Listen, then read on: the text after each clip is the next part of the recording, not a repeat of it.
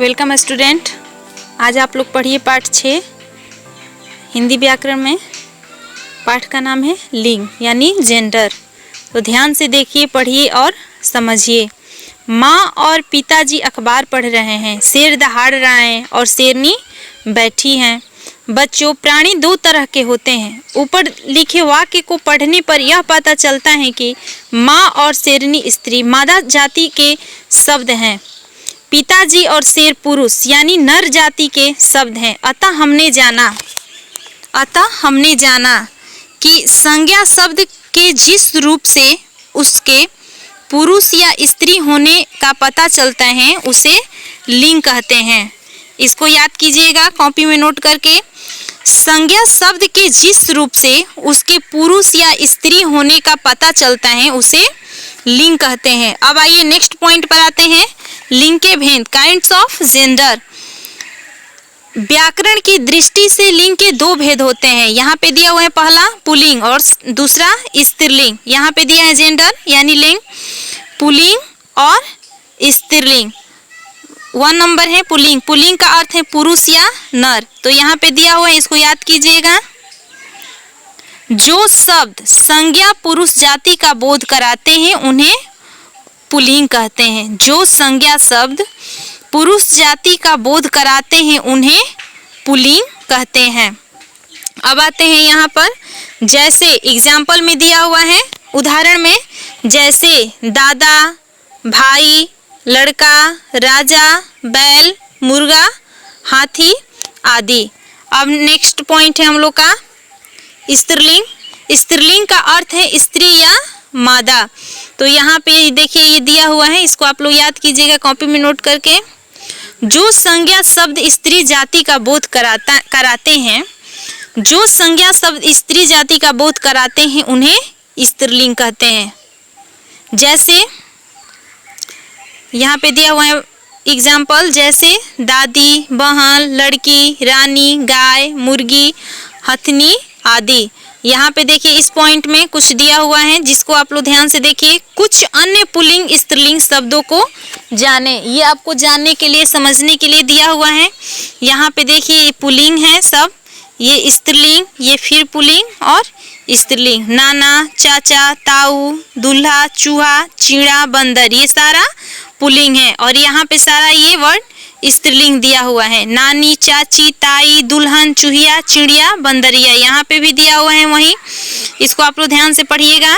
मामा pulling हो गया तो स्त्रीलिंग मामी, पुल्लिंग हो गया ससुर तो स्त्रीलिंग सास। इसी तरह ये सब दिया हुआ है। इस एग्जाम्पल को आप लोग पढ़िएगा।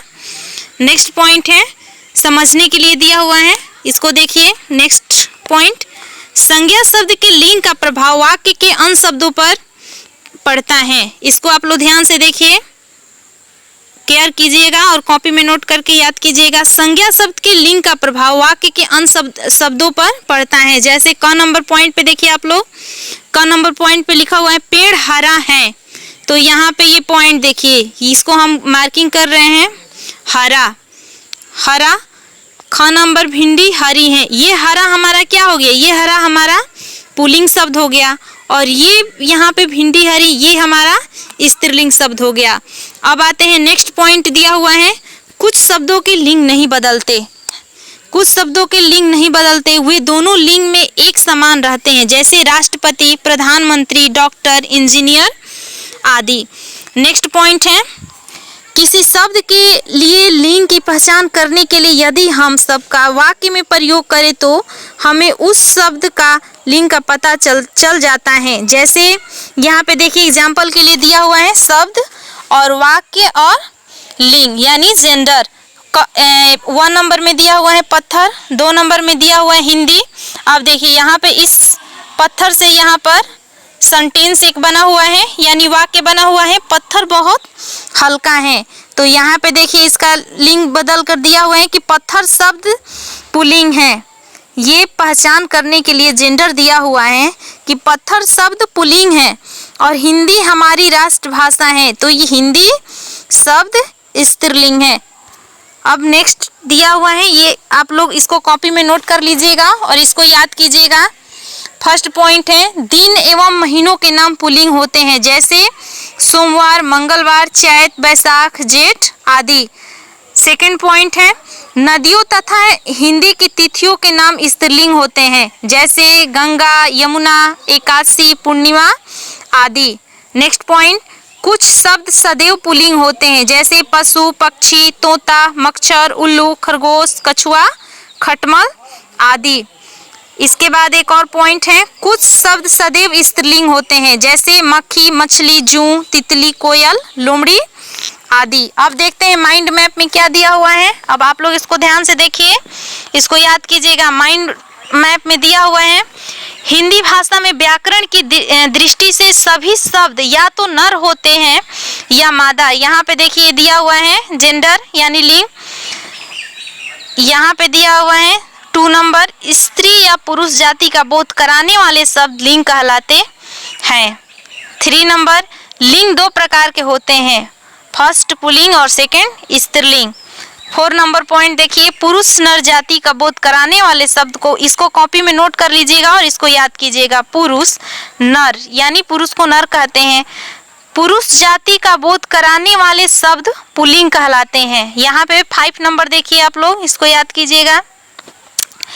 स्त्री जाति का शब्द बोध कराने वाले शब्द स्त्रीलिंग कहलाते हैं, यानी स्त्री को मादा भी कहते हैं। स्त्री मादा जाति का बोध कराने वाले शब्द स्त्रीलिंग कहलाते हैं। ये सारे पॉइंट को आप लोग कॉपी में नोट करके इसको याद कीजिएगा। धन्यवाद।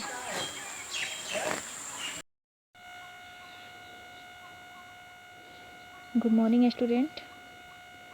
आज मैं पढ़ाऊंगी आप लोग को पार्ट 1 चारू चंद्र की चंचल किरणें। यह मैथिली शरण गुप्त के द्वारा लिखा गया कविता है, बहुत ही सुंदर कविता है, इसे आप लोग याद कीजिएगा। तो सबसे पहले देखते हैं पाठ प्रवेश में क्या लिखा हुआ है।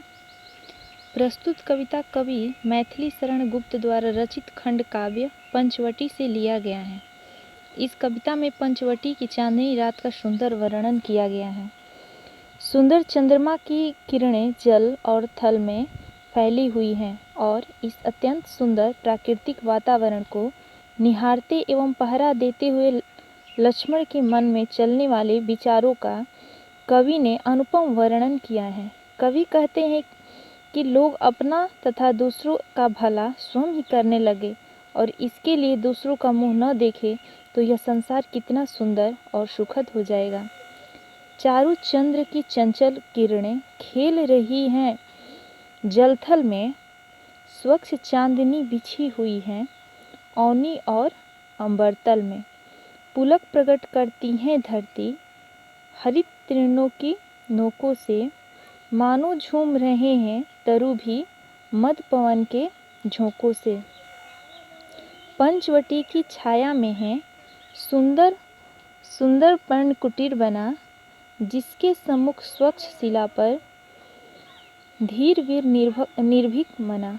जाग रहा यह कौन धनुर्धर, जबकि भुवन पर सोता है भोगी कुसुमायुध योगी सा बना दृष्टिगत होता है।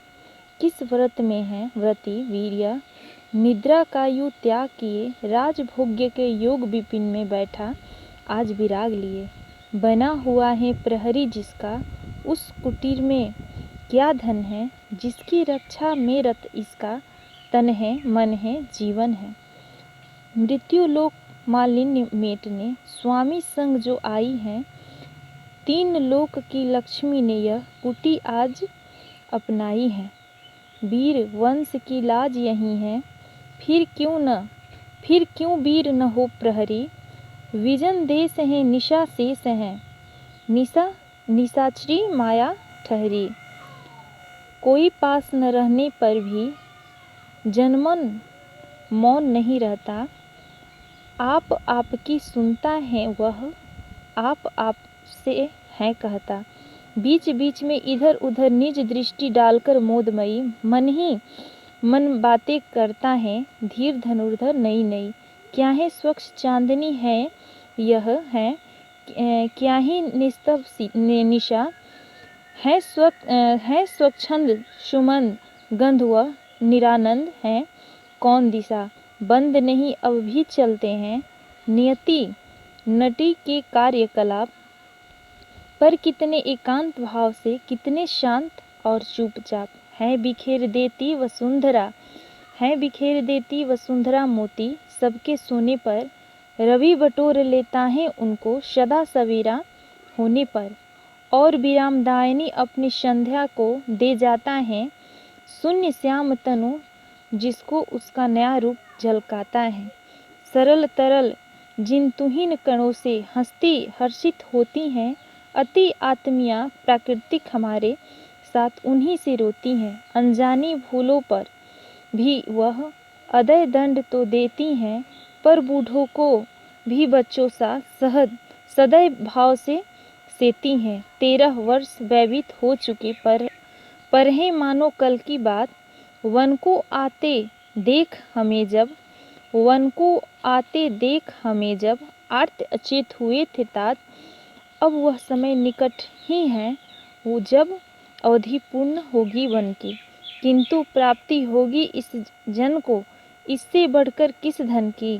और आर्य को राजभार तो वह प्रजार्थ ही धारेंगे, व्यस्त रहेंगे, हम सबको भी मानो विवश विसारेंगे। कर विचार लोकोपकार का, कर विचार लोकोपकार का, हमें न इससे होगा शोक, पर अपना हित आप नहीं क्या कर सकता है यह नरलोक। धन्यवाद। वेलकम स्टूडेंट, आज मैं आप लोग को पढ़ाऊंगी पाठ 2 और इस कहानी का नाम है लाख की चूड़ियाँ। तो सबसे पहले आइए देखते हैं पाठ पर इसमें क्या लिखा हुआ है।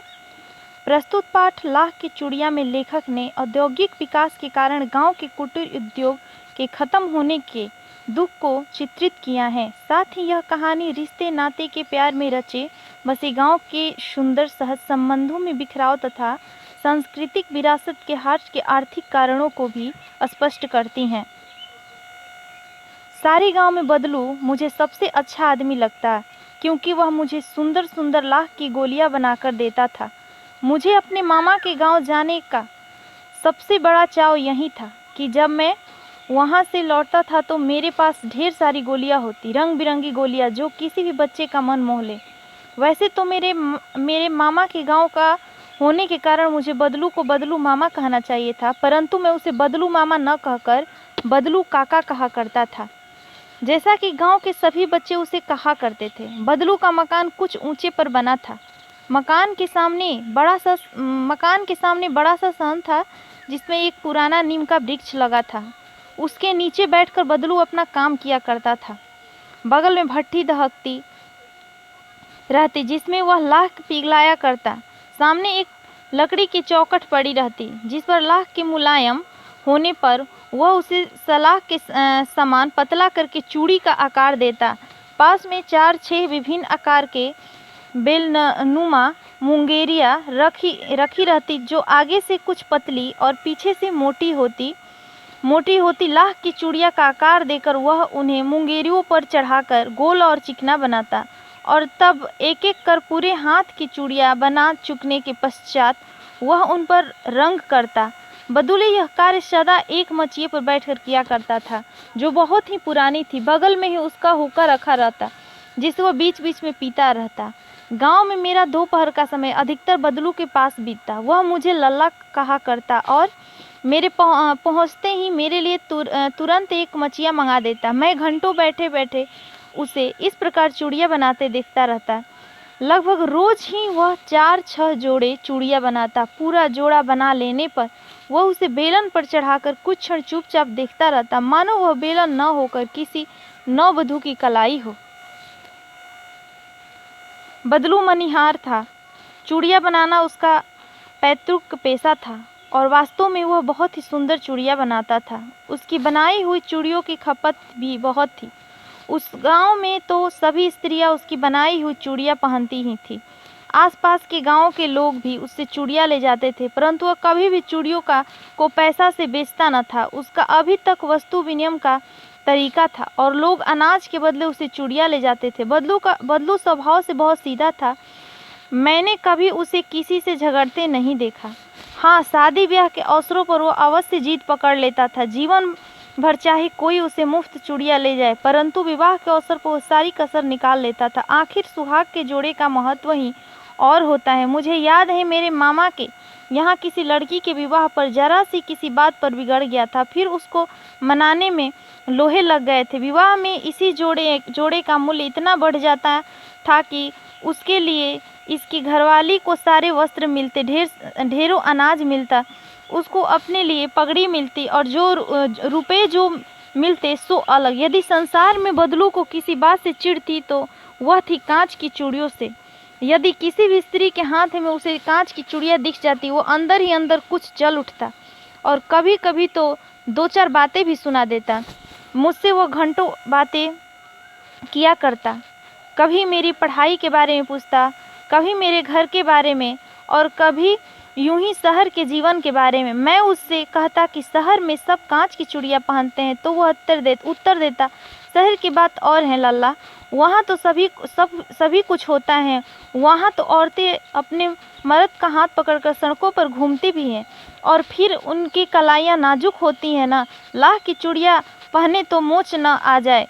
कभी कभी बदलू मेरी अच्छी खासी खातिर भी करता। जिन दिनों उसकी गाय के दूध होता, वह सदा मेरे लिए मलाई बचा कर रखता। और आम की फसल में तो मैं रोज ही उसके यहाँ से दो चार आम खा आता, परंतु सब बातों के अतिरिक्त जिस कारण वह मुझे अच्छा लगता वह यह था कि लगभग रोज ही वह मेरे लिए एक दो गोलियां बना देता। मैं बहुधा हर गर्मी की छुट्टी में अपने मामा के यहाँ चला जाता और एक आध महीने वहाँ रहकर स्कूल खुलने के समय तक वापस आ जाता, परंतु 2-3 बार ही मैं अपने मामा के यहाँ गया होऊंगा। तभी मेरे पिता की एक दूर के शहर में बदली हो गई और एक लंबी अवधि तक मैं अपने मामा के गांव न जा सका। तब लगभग 8-10 वर्षों के बाद जब मैं वहां गया तो इतना बड़ा हो चुका था कि लाह की चूड़ियों में मेरी रुचि नहीं रह गई थी। अतः गांव में होते हुए भी कई दिनों तक मुझे बदलू का ध्यान न आया। इसी बीच मैंने देखा कि गांव में लगभग सभी स्त्रियां कांच की चूड़ियां पहने हैं। बिल्ली के हाथ में मैंने लाह की चूड़ियां देखी थी। तब एक दिन सहसा मुझे बदलू का ध्यान हो आया। ये बात यह हुई कि मैं बरसात में मेरे मामा की छोटी लड़की आंगन में फिसलकर गिर पड़ी और उसके हाथ की कांच की चूड़ियां टूटकर उसकी कलाई में घुस गई और उससे खून बहने लगा। मेरे मामा उस समय घर पर न थे। मुझे ही उसकी मरहम पट्टी करनी पड़ी। तभी सहसा मुझे बदलू का ध्यान होया और मैंने सोचा कि उससे मिल आऊं। अतः शाम को मैं घूमते घूमते उसके घर चला गया। बदलू वहीं चबूतरे पर नीम के नीचे एक खाट पर लेटा था। नमस्ते बदलू काका, मैंने कहा। नमस्ते भैया, उसने मेरी नमस्ते का उत्तर दिया और उठकर खाट पर बैठ गया, परंतु उसने मुझे पहचाना नहीं और देर तक मेरी ओर निहारता रहा। मैं हूँ जनार्दन काका, आपके पास से गोलियां बनवा कर ले जाता था। मैंने अपना परिचय दिया। बदलू फिर भी चुप रहा, मानो वह अपनी स्मृति पटल पर अतीत के चित्र उतार रहा हो। और तब वह एकदम बोल पड़ा, आओ आओ लल्ला, बैठो, बहुत दिन के बाद गांव आए। हाँ, इधर आना नहीं हो सका काका, मैंने चारपाई पर बैठते हुए उत्तर दिया। कुछ देर फिर शांति रही। मैंने इधर उधर दृष्टि दौड़ाई, न तो मुझे उसकी मचिया ही नजर आई, न ही भट्टी। आजकल काम नहीं करते काका, मैंने पूछा। नहीं लल्ला, काम तो कई साल से बंद है। मेरी बनाई हुई चूड़ियाँ कोई पूछे तब तो गांव गांव में कांच का प्रचार हो गया है। वह कुछ देर चुप रहा, फिर बोला, मशीन युग है ना यह लल्ला, आजकल सब काम मशीन से होता है। खेत भी मशीन से जोते जाते हैं और फिर जो सुंदरता कांच की चूड़ियों में होती है लाख में कहाँ संभव है। लेकिन कांच बड़ा खतरनाक होता है, बड़ी जल्दी टूट जाता है। मैंने कहा, नाजुक तो फिर होता ही है। लल्ला कहते कहते उसे खांसी आ गई। वह देर तक खांसता रहा। मुझे लगा उसे दमा है। अवस्था के साथ साथ उसका शरीर ढल चुका था। हाथों पर और माथे पर नसें उभर आई थी। जाने कैसे उसने मेरी शंका भाप ली और बोला, दामा नहीं है, मुझे फसली खांसी है, यही 1-2 महीने से आ रही है, 10-15 दिन में ठीक हो जाएगी। मैं चुप रहा। मुझे लगा उसके अंदर कोई बहुत बड़ी व्यथा छिपी है। मैं देर तक सोचता रहा, इस मशीनी युग ने कितने हाथ काट दिए हैं, कुछ देर फिर शांति रही जो मुझे अच्छी नहीं लगी। आम की फसल अब कैसी है काका? कुछ देर पश्चात मैंने बात का विषय बदलते हुए पूछा। अच्छी है लल्ला, बहुत अच्छी हैं, उसने लहक्कर उत्तर दिया और अंदर अपनी बेटी को आवाज़ दी। अरे रजो, लल्ला के लिए आम तो ले आओ। फिर मेरी ओर मुखातिब होकर बोला, माफ़ करना लल्ला, तुम्हें आम खिलाना भूल गया था। नहीं नहीं काका, आम तो इस साल बहुत खाए हैं। वाह वाह, बिना आम खिलाए कैसे जाने दूंगा तुमको। मैं चुप हो गया। मुझे वे दिन याद हो आए जब मेरे लिए मलाई बचा कर रखता था। गाय तो अच्छी है ना काका? मैंने पूछा। गाय कहाँ है लल्ला? 2 साल हुए बेच दी। कहाँ से खिलाता? इतने में रज्जू उसकी बेटी अंदर से एक डलिया में ढेर सारे आम ले आई। यह तो बहुत है काका, इतने कहाँ खा पाऊंगा? मैंने कहा। वाह वाह, वो हंस पड़ा। शहरी ठहरे ना, मैं तुम्हारी उम्र का था तो इसके चौगुने आम एक बखत में खा जाता था। आप लोगों की बात और है, मैंने उत्तर दिया। अच्छा बेटी, लल्ला को 4-5 आम छांट कर 2 सिंदूरी वाले देना। देखो लल्ला कैसे हैं। इसी साल यह पेड़ तैयार हुआ है। रज्जू ने 4-5 आम अंजलि में लेकर मेरी ओर बढ़ा दिए। आम लेने के लिए मैंने हाथ बढ़ाया तो मेरी निगाह एक क्षण के लिए उसके हाथों पर ठिठक गई। गोरी गोरी कलाइयों पर लाख की चूड़ियाँ बहुत ही फब रही थी। बदलू ने मेरी दृष्टि देख ली और बोल पड़ा, यह आखिरी जोड़ा बनाया था। जमींदार साहब की बेटी के विवाह पर 10 आने पैसे मुझको दे रहे थे। मैंने जोड़ा नहीं दिया, कहा शहर से ले आओ। मैंने आम ले लिए और खाकर थोड़ी देर पश्चात चला आया। मुझे प्रसन्नता हुई कि बदलू ने हार कर भी हार नहीं मानी। उसका व्यक्तित्व कांच की चूड़ियों जैसा न था कि आसानी से टूट जाए। धन्यवाद।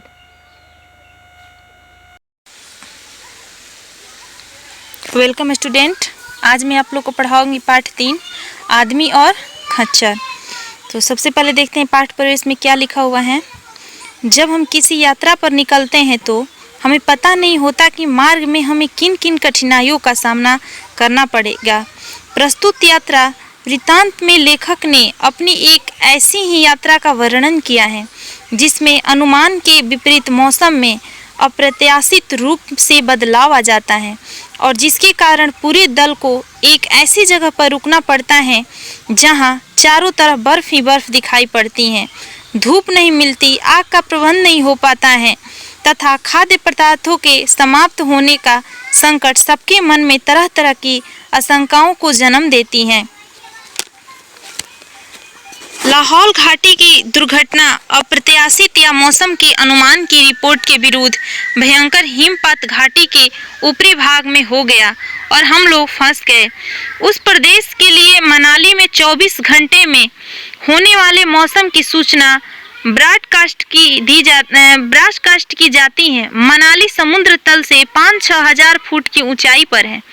हमें विश्लेषण के लिए 12,000 फुट की ऊंचाई पर नमूने लेने थे। चट्टानें फोड़कर हमारा कूच का पड़ाव 10,000 फुट पर था। लक्ष्य तक रास्ता 5 मील से अधिक न था। सदा बर्फ से ढकी रहने वाली 14,000 फुट ऊंची एक धार को ही लांघना था। धार को लांघने के लिए केवल एक दर्रा है, वह भी 13,000 फुट पर। दर्रे के उस ओर 1000 फुट नीचे एक बहुत ही छोटा सा मैदान है। वहाँ आयुध महत्व के एक पदार्थ के अनुमान में बर्मा चलाने का विचार था कि धार के मैदान में 7-8 दिन से अधिक नहीं ठहरना पड़ेगा। कुछ पड़ाव के लोगों ने सलाह दी कि खच्चरों के लिए ऊपर घास दाना ले जाना बेकार है, वहाँ इस मौसम में बहुत पौष्टिक घास मिलेगी। जरूरी समझे तो बहुत दाना उनके लिए ले जाइए। विकट चढ़ाइयों पर बोझा ढोने से बचने का प्रलोभन भी रहता ही है। नए स्थान पर सूर्यास्त से जितना पूर्व पहुंचा जा सके अच्छा रहता है। सूर्य का प्रकाश रहते स्थान को समझने और अनुकूल बना लेने में सुविधा रहती है।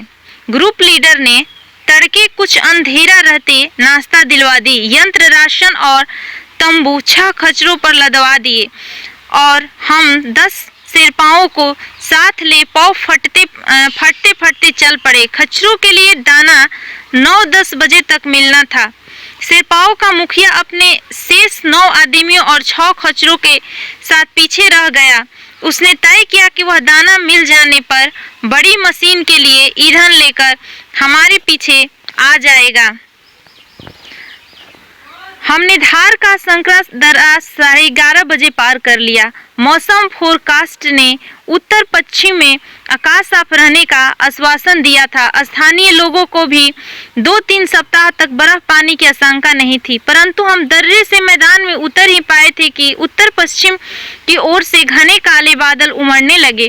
बादलों ने इतना ही अवसर दिया कि हम मैदान के किनारे ऊंचा स्थान देखकर तंबू लगा ले। यदि हम खूंटे और तंबू खड़े करने में शेरपाओं का हाथ न बटाते तो तंबू भी न जम पाते। हमारे तंबू लग ही पाए थे कि भयंकर कड़क से ओले बरसने लगे। ओले इतनी तेजी से और इतने परिमाण में गिरे थे कि 10 मिनट में घनी ऊंची घास से ढका मैदानी चांदनी का विराट थाल सा बन गया।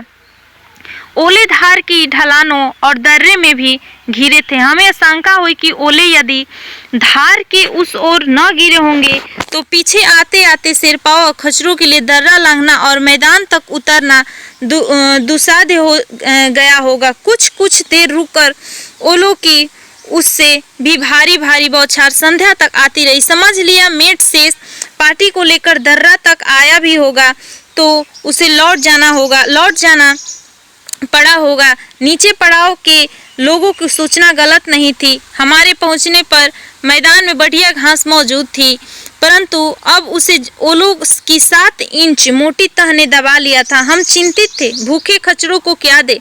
सूर्यास्त के घंटे भर बाद हमने जमा हुआ पैराफिन जलाकर राशन गर्म किया और खाकर सर्दी से बचने के लिए रजाई के थैलों में हो गए। भूखे खच्चरों अपनी तंबू में हिनहिना कर चारा मांग रहे थे। रात तंबू पर आहट से बर्फ गिरने का अनुमान होता रहा। सुबह उठकर देखा कि रात में काफी बर्फ पड़ रही थी। मैदान में बल्लम गाड़ने पर 1.5 फुट तक बर्फ में धंस जाता था। मैदान के चारों ओर ढलानों पर भी काफी बर्फ जम गई थी। धार के दर्रे में भी काफी बर्फ भर गई। खच्चर अपनी तंबू में और अधिक हिनहिना कर भूख और सर्दी की शिकायत कर रहे थे। उनके तंबू में कुछ गर्मी कर सकने के लिए तेल और स्टोव भी नहीं थे। वह सुविधा तो हमारे लिए भी नहीं थी। ईंधन बाद में आने वाला था। 12,000 फुट ऊंचे धरातल पर ईंधन के लायक झाड़ियां या वृक्ष तो होते नहीं। आकाश में अभी बर्फानी बादल अटे हुए थे। ऐसी स्थिति में क्या आशा होती कि शेरपाओं का मुखिया दाना और ईंधन लेकर आ पाएगा। दोपहर से पहले ही फिर बर्फ गिरने लगी और कम ज्यादा सांझ तक गिरती रही। हम समय काटने के लिए कुछ चट्टानों पर से बर्फ गिरा, उन्हें खुरच कर देखते रहे, परंतु काम तो कुछ हो नहीं सकता। केवल सर्दी ही अनुभव कर रहे थे। खच्चरों की दयनीय अवस्था, उनकी चारा मांगती कातर दृष्टि अपना असमर्थ मन को और खिन्न कर रहा था। रात में और बर्फ पड़ी। दूसरे दिन सुबह भी बार बार बर्फ गिरती रही। मैदान की अपेक्षा धार की ऊंचाई पर और दर्रे में अधिक बर्फ गिर रही थी। दर्रा चौड़े भाले की नोक की तरह ऊपर से खुला और नीचे तंग था। स्पष्ट दिखाई दे रहा था कि दर्रे के भीतर की ढलाने से कच्ची बर्फ के लोंदे फिसल कर दर्रे को भरते जा रहे थे। तीसरे दिन रजाई के थैले से निकलने को मन न चाहता था। उस ऊंचाई पर विरल वायु में मामूली हरकत से भी सांस फूलने लगती हैं। शरीर की शक्ति संजोए रखने का ध्यान रखना होता है। तीसरी रात भी बर्फ पड़ी और सुबह भी बादल बने रहे। सर्दी का क्या कहना, थर्मामीटर 0 से कई अंश नीचे था। पूरे कपड़े पहने, रजाई के थैलों से लिपट कुछ पढ़कर समय बिताने का यत्न किया, परंतु नाक बहती जा रही थी। सर्दी से कनपटियों में दर्द जान पड़ रहा था। खच्चरों की हिनहिनाहट सुनाई नहीं पड़ रही थी। उनकी गर्दनें लटक गई थी। अधिक सर्दी में शारीरिक शक्ति के लिए अधिक खुराक और कैलोरी चाहिए होती हैं। बेचारे खच्चर कड़े परिश्रम के बाद से बिल्कुल निराहार थे। इस समय खच्चरों के तंबू में विचित्र समाचार मिला कि एक खच्चर भूख से व्याकुल होकर दूसरे खच्चर को काटने के लिए झपट रहा था और उसने अपने समीप के खच्चर का कान तोड़कर खा लिया था। हमारी अपेक्षा खच्चरों की जान बहुमूल्य थी और हम सबके 8 दिन के राशन से एक खच्चर का पेट एक बार भी न भरता।